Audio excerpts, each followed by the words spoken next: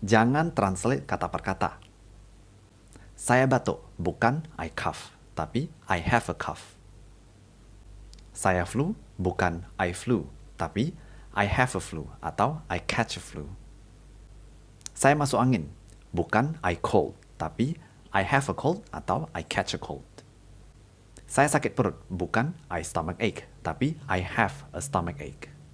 Saya sakit kepala, bukan I headache, tapi I have a headache. Kalau kalimat ini gimana? Saya demam, saya pengen pulang.